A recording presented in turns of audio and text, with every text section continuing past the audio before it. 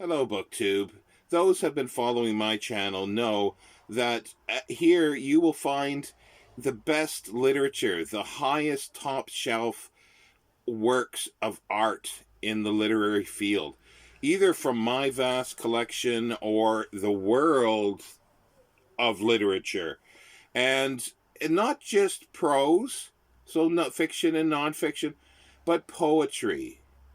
And the quality of poetry that I expose my viewers to is just unprecedented.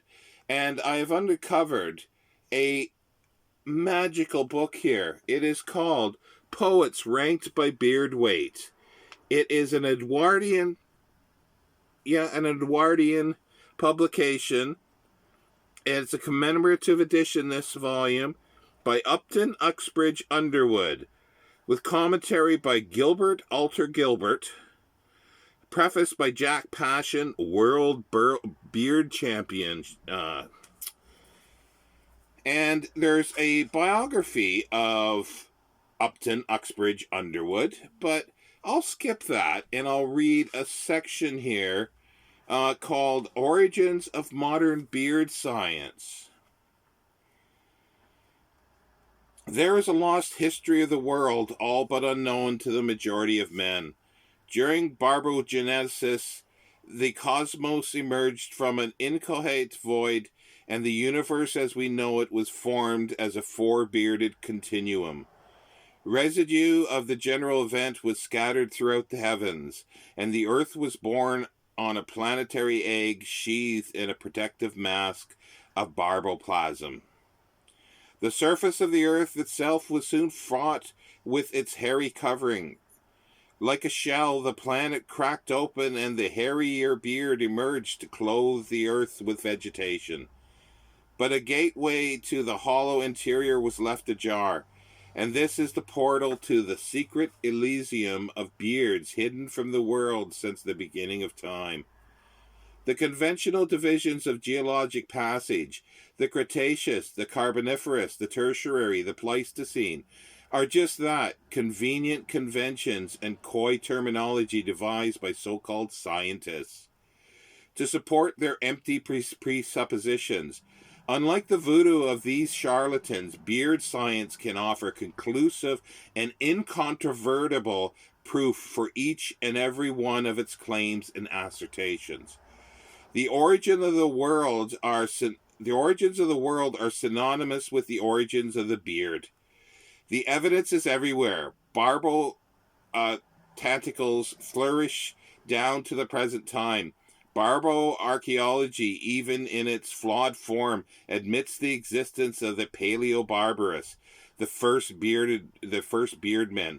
These proto-barbaroids, or prehistoric beard beings, spawned several species of barbopeds, and their modern descendants, the yak, the bison, the Maltese, and Yorkshire Terriers. Their beard crypts and beard crafts, crude silos built for beard storage, litter the English and Welsh countryside to this day. Beard appliances and related artifacts, beard forks, beard candles, beard muzzles, and beard straps dating from the Bronze Age have been found in abundance throughout the hemisphere.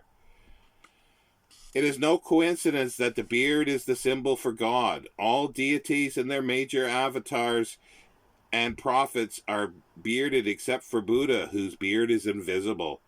Beards figure prominently, if not preeminently, in all regions in mythology. Friezes of Greek temples and hieroglyphs on the walls of Egyptian pyramids depict gods and heroes uniformly bearded, while fanciful scenes may reveal huntsmen catching a wild beard with nets or snares, or attempting to capture a monstrous flying beard and hobble it with stones. Beard worship, or pagonolatry, was rife in ancient Assyria, while Egyptian papyrus scrolls have revealed a codex for deciphering antediluvian legend of the pre-flood beard world.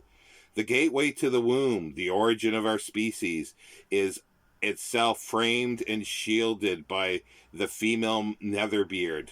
The captivity of the groin within the pubic region mimics the captivity in the Earth's pole, which at the Earth's pole, which leads to the concealed interior of the hollow Earth, where the lost Eden of Birdlandia lies hidden.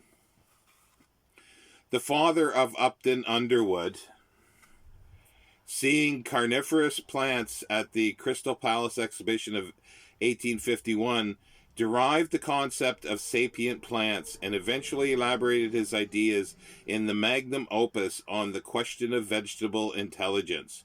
Adapting his father's discoveries, young Upton contended that the beard is a parasite and that all beards originally derived from a fungus which attached itself to mineral surfaces, where it still exists in the form of lichens and moss. It adapted to animal forms such as the Barbarosaurus, and later to mammalian species such as the newly identified flying beard of Zanzibar, where a field expedition recently discovered a vast cavern filled with hanging beards which flew off when startled and defied their efforts to bring one back for study. But before more complex life forms emerged, the entire planet was developed by a pseudo-vegetational sheath of raw beardage.